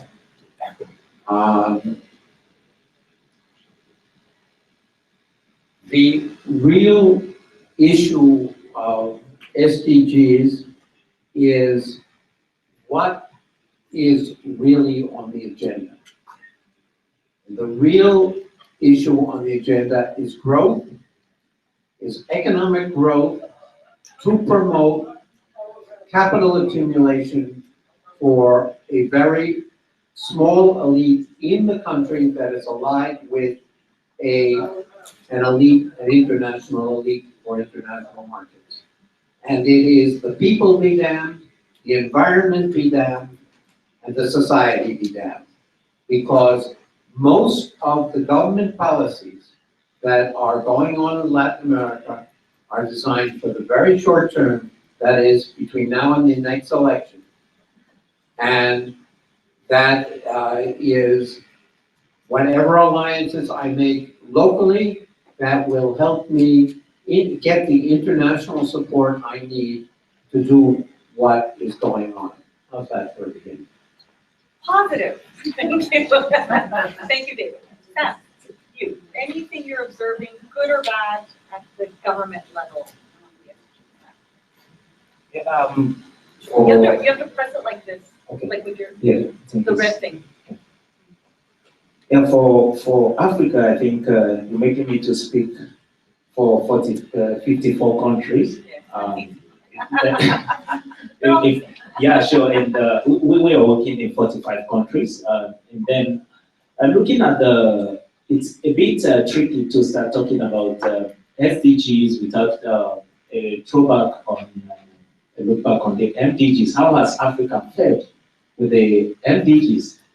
I would say that Africa has likely failed in terms of MDGs.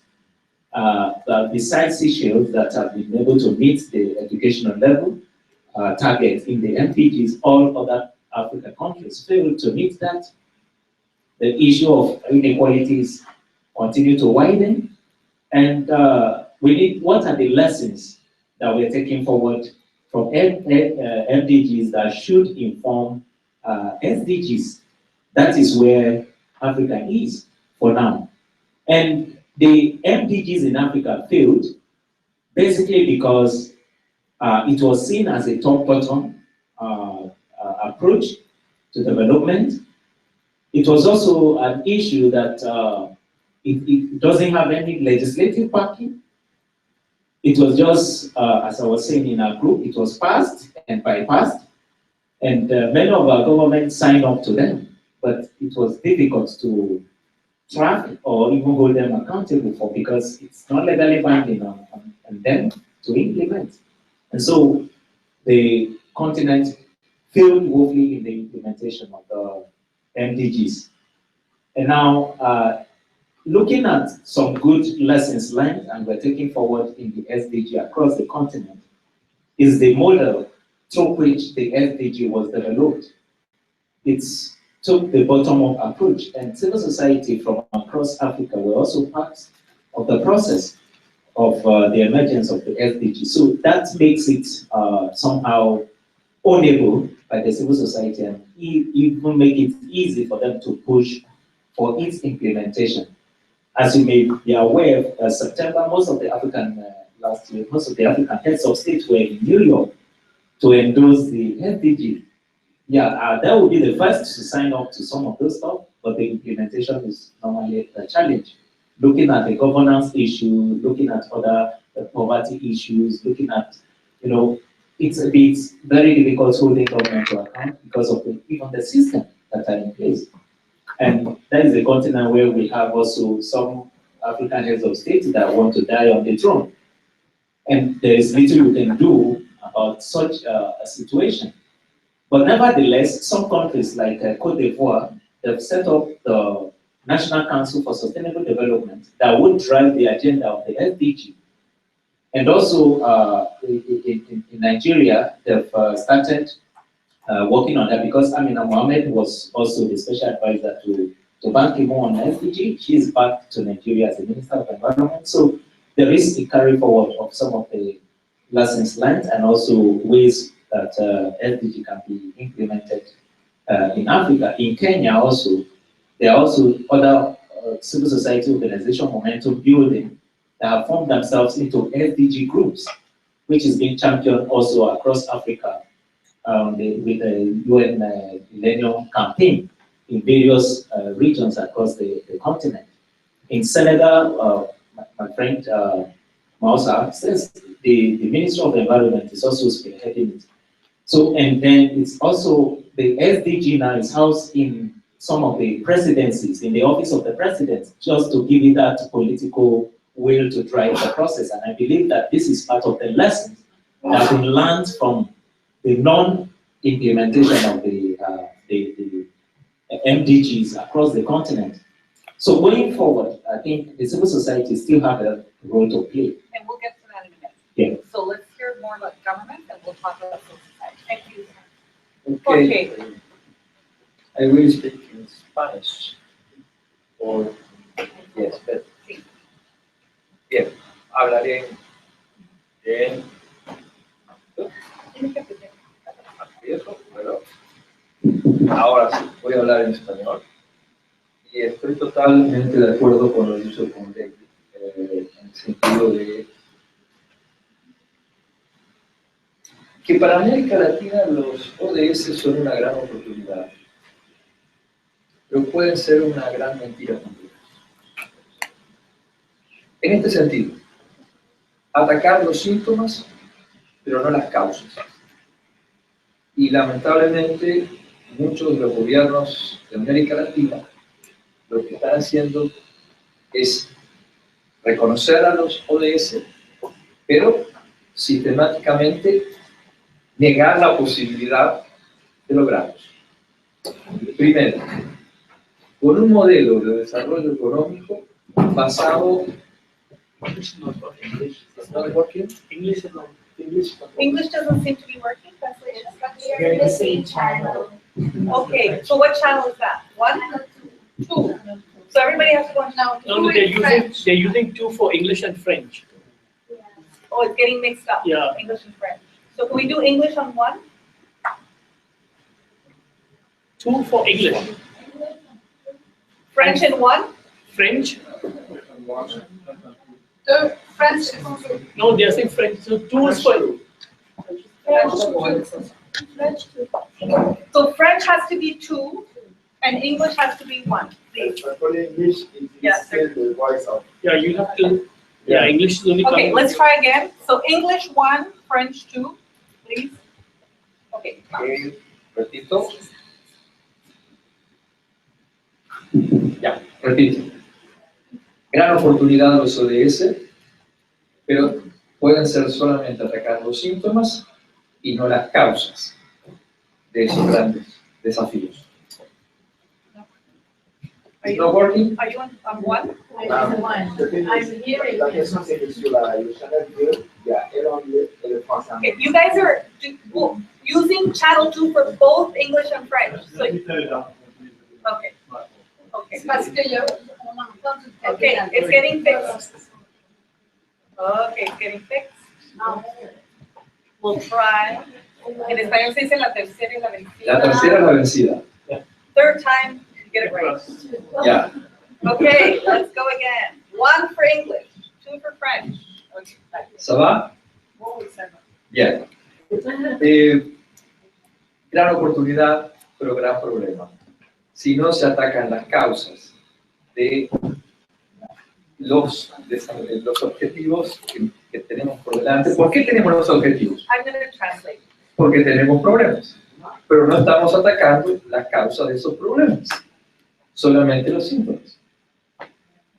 It's still not working, so I'll translate quickly until they figure it out in the back. No, it was working on channel 2. Both are using channel 2. Is there anybody in the room who does not understand English? Raise your hand. Is that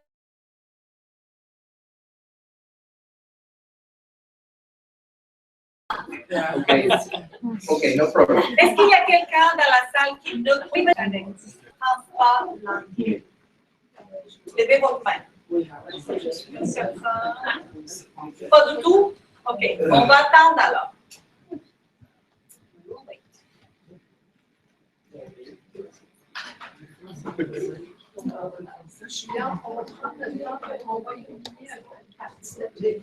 Le français était parfait, c'est pour l'anglais. Oui, mais l'anglais avait des problèmes, alors il faut attendre. L'anglais avait des problèmes, alors il faut attendre. So why don't you talk?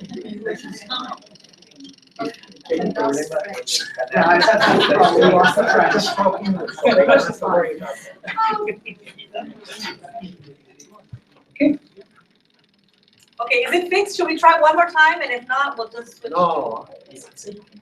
Okay, in Latin America especially, the governments are not fighting the real causes of all these problems.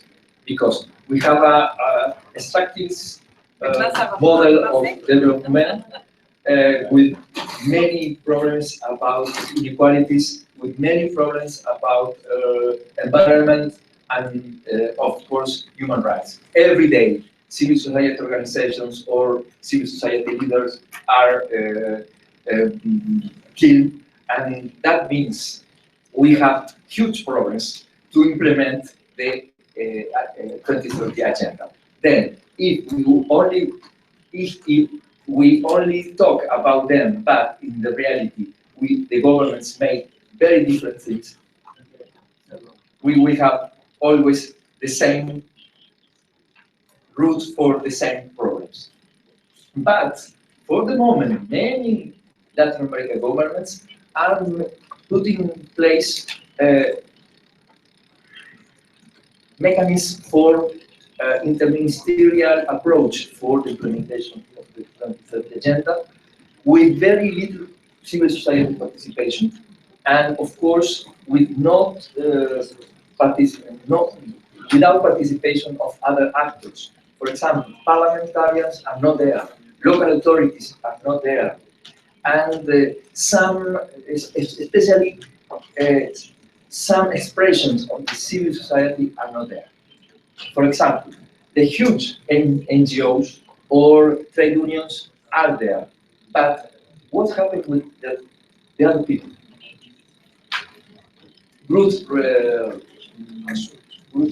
grassroots organizations are not there. Indigenous people are not there. Afrodescendientes, that means African origin people are not there. And then we have huge deficits regarding the participation in these official mechanisms. They are there, but for very few people or very few organizations. And that means participation is a very nice word, but the reality of this, the implementation of this participation is very little or with many challenges for the civil society organizations. And I would like to return about the communication. How many people knows about the SDGs? If in Mexico, where I live, we ask to the people in the street, what do you know about the 2030 agenda? Nobody, almost nobody will say, ah, yes, I know. No. Maybe last year, when the 2030 agenda was approved in New York, some people read or some people knows from the media, but Because Shakira was there. okay, Shakira was there. The Pope. Great, and the Pope and so on. But if as civil society organizations, we not are able to traduce or the message of the SDGs linked with the real problems and the real life, the everyday life of our populations, SDGs would be a very nice list of objectives, but nothing more. So we'll come back to civil society in a minute, but on this government question, just before we move on, so you pointed to some of the challenges and the gaps, the deficiencies in how governments are going about organizing themselves for the SDGs. But are there any, like Sam mentioned, in Africa, Cote d'Ivoire, some countries that are seeming to provide some leadership, or they're doing things slightly differently that might give us some sense of where the direction that we need to move. I'm thinking of Colombia, for example, who has been very active on this, but you know better the region. Can you say anything about that, and then we'll go to David? Yes, for example, Uruguay is putting in place many participations bodies for different topics, more inclusive than in the other countries. But for example, in Mexico, they created an interministerial body for the implementation of the 2030 agenda, but it's only for the executive power, not the parliamentarians, not the local authorities are there. Then probably it will be a very high-level body, but without real participation from the local communities, local authorities, or especially the parliamentarians who must approve the budget. And that is a huge question. The money for all this agenda. Okay. David, you wanted to add something? Yes, I want to, the question on, are there any bright lights on the agenda? Jorge mentioned the participatory bodies in Uruguay. But I think a more meaningful kind of action is taking place in Cuba, where many of the SDGs have already been met completely, and where civil society itself is being mobilized to attempt to make them a part of their daily life. And I think that that's a very, very important thing, because in that situation, what you have are the community level organizations, the trade union movements, and now most recently, cooperatives both in the factories as well as in the farms that are working. And there are two other countries that I'd like to mention, and I'll make a comment about Colombia at the end. One is Bolivia. Bolivia is a very interesting country because it has, in its constitution, it calls itself a plurinational state. And it has 34 different nations within it. And although there's a lot of conflict, there's inevitably going to be a lot of conflict if you have a government that's trying to bring together 34 nations. And there's a great debate about how to go about it. But the Bolivian government perhaps is one of the governments that's most really committed to figuring out how to turn the SDGs into a real program. The real problem in Bolivia is the low level of education that the current government has inherited, and the fact that it's a very poor country. And so there are many debates about how you go about doing it, but certainly for anyone who's interested in looking at the political science of it, Bolivia is an exciting place. Ecuador is a complicated place, but it certainly is nowhere as dreadful as Peru or Mexico. Colombia is a very interesting place right now, and I think it's very, very important that people here understand that the peace agreements that were signed just recently in Colombia to try to end, to end a long-standing conflict are extraordinarily important and may create the space for civil society to move in that direction. And I want to emphasize that I'm using the word may. It's a very conditional kind of thing, but I think we should all celebrate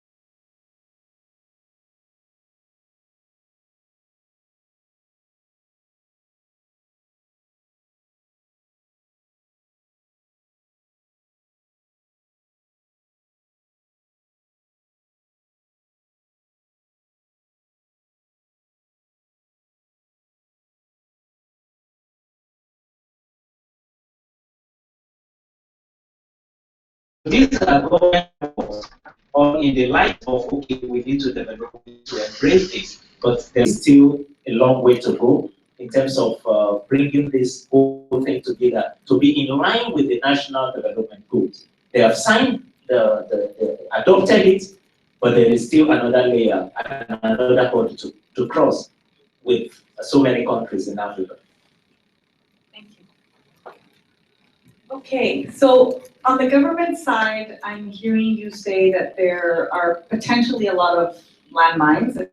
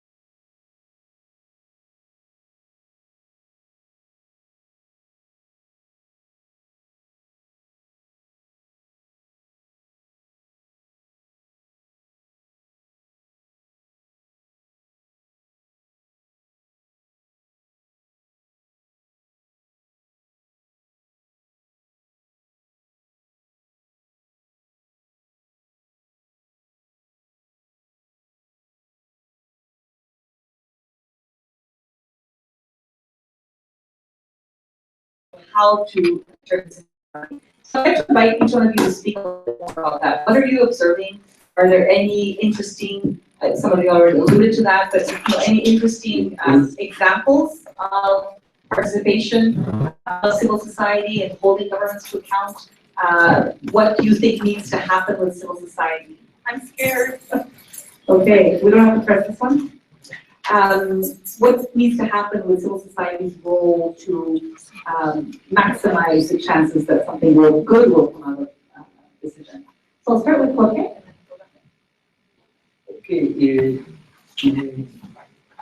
almost in all countries, civil society organizations got a very important role in the discussion and definition of the SDGs. Now the big challenge is the implementation. And of course, it's a principal responsibility for the government. But civil society has an important, very important role. First of all, to promote this information. Second one is to have a very clear objectives or perspectives to for the follow-up of this implementation. And that means civil society organizations must be they have to have the capacity for this work. And it's not so easy, because that demands many capacities about, for example, to know about the budget, the public budget, how to influence the definition, and after that, the implementation, and after that, the evaluation, and so on and so on. That means it's a huge challenge for civil society to be capable, strong enough to do this work. The data and the information. Exactly. And immediately the problem with information. If you don't have data and accessible data, it's impossible to know about all this process. And that means we must work a lot about capacity building for the follow-up of this agenda. And not all citizens are have the conditions to do that. And that means, for example, for some organizations to help others. And that means solidarity between civil society organizations with other groups or sectors of the population that which don't have this capacity. But at the same time, civil society organizations in many countries, we are facing problems about our sustainability, about our capacities.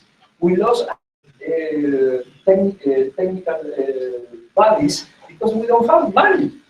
And the government doesn't help us to have these resources. And the private sector say to us, no, if we talk in very general way about development, it's okay, but it's don't nothing about our business. Because if you criticize us, immediately we cut the very few resources that we can share with you. Then it's a huge challenge for organizations facing so huge work with so few resources and in a very not very enabling environment for many of these organizations. Then we want to do this work, but we need some conditions for that. Thank you. I would say for us in Africa, the civil society should be looking at 4 major roles in delivering the goals of the sustainable development. First, should be that for us civil society, we should be the voice of the poorest and the marginalized group. How do we do that in achieving the goals of the that means we should continue to uphold the principle of leaving no one behind. Just as I said earlier, so many people were left behind in the MDG. Is it going to be business as usual in the case of SDG?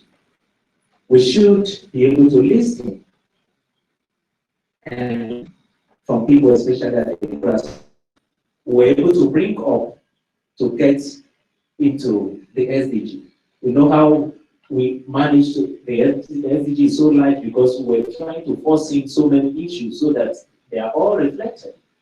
Inequality, climate change, all those things. So we should still continue the momentum. There's also the under that raising the voice, developing strong relationship and partnership with the local governments. We shouldn't be saying government as they are there and we are here. Especially in Africa, where we have, in some countries, we have some repressive laws against the operations of civil society. How then do we help the government achieve this? It comes through, let's tell them we are in this together. How can we help you to deliver on this? We can also use the human rights lens in the analysis issues, as we've been saying, even Silo mentioning of that. So if we are reflecting the voice of the poorest and the most marginalized, we should be speaking the language of the people we are representing. So that role of being the mouthpiece of the marginalized and the less privileged group should continue to be there even after this SDG has been implemented. Another second role is that we, civil society, have to be agents of accountability. Accountability is a two-way traffic. You are demanding from government, you should also be accountable to government. If you also say this is what should be done for the society also, the vulnerable should also be accountable to their own role. So accountability in the two-way traffic should be our role that we can play in ensuring the effective delivery of the SDG. And then we hold ourselves accountable, and then we can hold the government accountable. A situation where we have laws and government says you have to disclose the amount you are receiving as a civil society, who is supporting your donor, you have to be accountable, you have to know. In society, our role should be able to bring it clear. This is what we've received, this is how we're using it, and then it becomes easy also to hold government to account. And then the responsibility lies with the government and other actors. So accountability also goes to help government develop some of the enforcement criteria that we can use to see that these goals are achievable on the continent of Africa. The third role that civil society can play in achieving that, in seeing that SDGs achieved is the role of service delivery. We should be a service delivery agent. Some civil society NGOs can implement programs and projects that will help the government achieve the MDGs, the SDGs. Is it a sector? We have NGOs working in that aspect. What can we bring on the table? Is it the water sector? Is it in the environmental sector? How do we help government to develop or also formulate some policies that will help us hold them accountable and also help us to achieve the SDG? These are some of the roles we can play, not leaving the implementation alone to the government because it was jointly developed by them. Service role delivery of the civil society as one of the crucial roles. And the last one is the monitoring, evaluating, reporting, and learning. And talking of the data sheet, what are the available data? How can we begin to work with the government to have something like a compliance toolkit? Civil society has a lot of resources and they can do it. We have the expertise, we have the resources, we can develop tools for tracking, even budget implementation. If this is what is allocated for a particular sector, how do we track that to make sure that it reaches the grassroots level and the most marginalized? This should be the role of the civil society.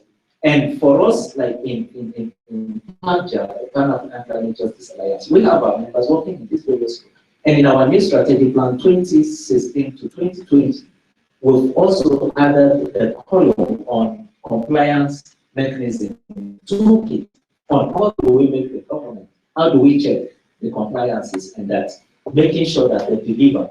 All these things weren't there, or maybe they were not fully there in the implementation of MDGs. And this has formed part of the lessons for us, that we are in this together with the government, we can deliver the goal and actually leave no one behind. David. I want to congratulate those of you who are still here. They get a prize when they.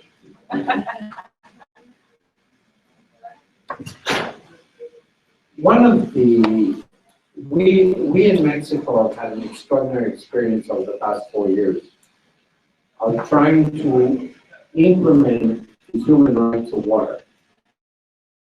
In 2012, it was enacted into the Constitution of Mexico as a result of the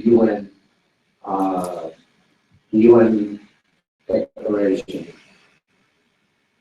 And in that law, in the 2000 law, the government was mandated, or mandated itself, because that's the way legislation happens in Mexico, to write a new law, a water law, in the following 12 months.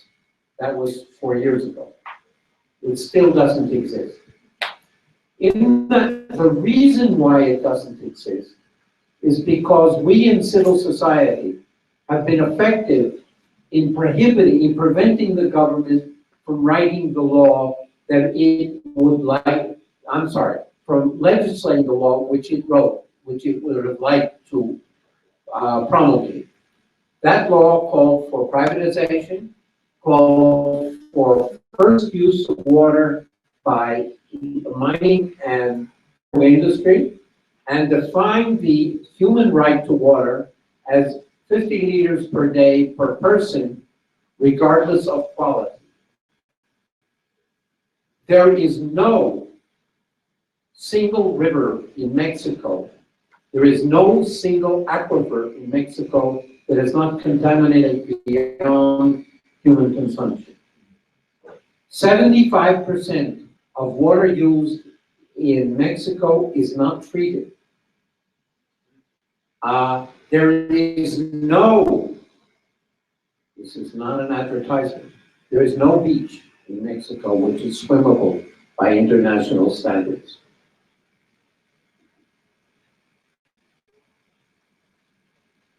We have a team of about 500 civil society experts that have worked for 4 years to write an alternative water law. We have managed to prevent the government from promulgating its law, but we haven't gotten sufficient support yet to have our alternative law approved. The reason for that, I can give you the names and addresses of the reason for that. It's the company called Suez. It's another company called Veolia. It's another company called Thames Agua. It's another company called United Waters. I can give you their addresses if you want because I visited them all. It is not enough. It is not enough for civil society to have the technical skills. It is not enough for civil society to have the capability of writing, to understanding, to getting beyond the problem of information.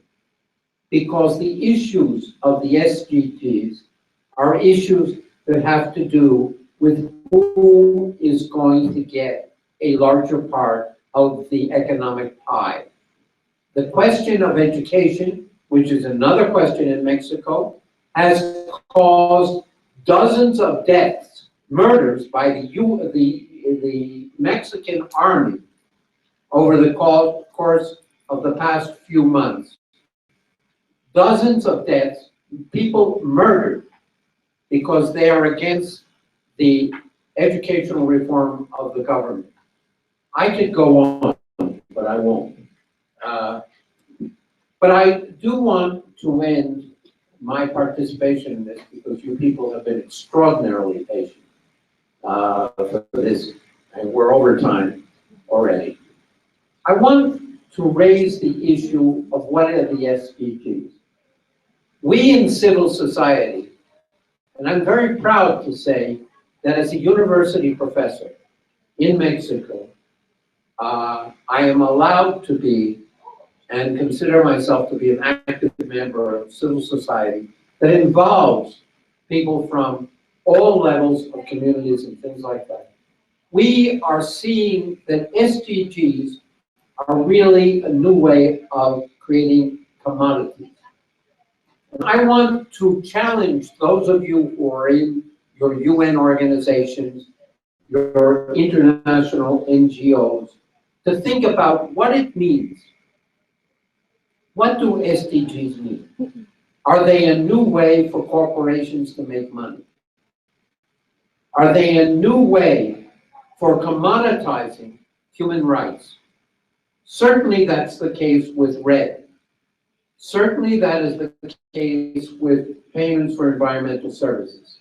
Certainly that is the case for university education, which is being privatized all over the third world. Certainly that is the case for, and I won't go on to the other 69 commodities that are being created. But I do want to ask you to to think very hard about what does it mean that everyone has a right to education if it's being delivered by a private corporation? And who is making money on it? What does it mean that the books for that public education, if there is public education, are being printed by Elsevier, Taylor and Francis, that are both owned by Springer? What does it mean by McGraw-Hill or Random House? I want to ask you to think very hard about the commodities that go into Sustainable Development Goals and how the goals themselves are being commodified. But the latest commodity, indigenous rights. And I think that this is an extraordinary place and moment to talk about. We heard an extraordinarily moving comment by Sylvia about indigenous rights being commodified or transgressed or whatever. It is terrible what we heard. But her individual story is being repeated millions-fold across the world as the world's jungles, as the world's forests, as the world's waters, and as the non-human part of nature is being erased. We're now learning that trees talk to each other and that people know how to talk to birds. But we don't know how to do that in the Judean Christian world, because the cosmovisions that are involved in that are very, very different. I won't continue very much longer, but I want to say two things, because we're here in Canada. One, Canada denied visas to come to this meeting to hundreds of people. And I would like you Canadians who are in the audience to ask the question, why?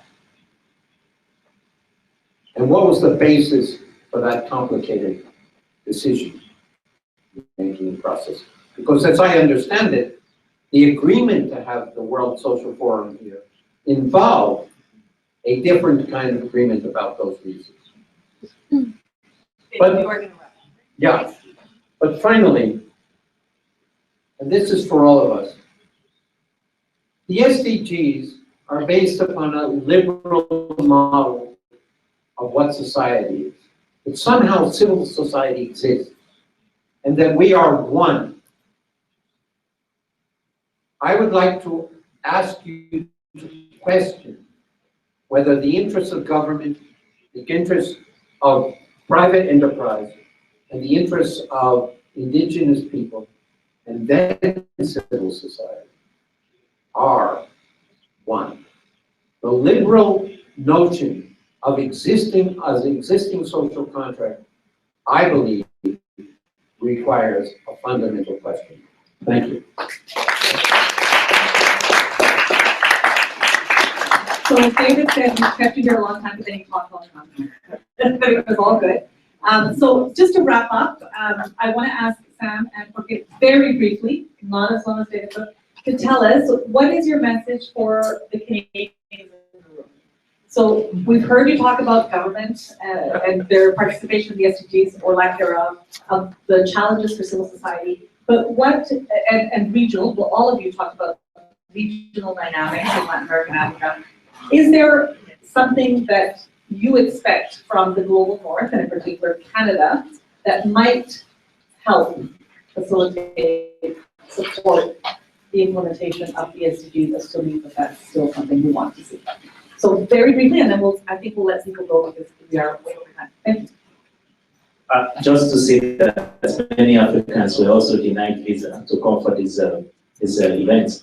Having said that, we want global solidarity, North-South cooperation between civil society here in Canada and in Africa.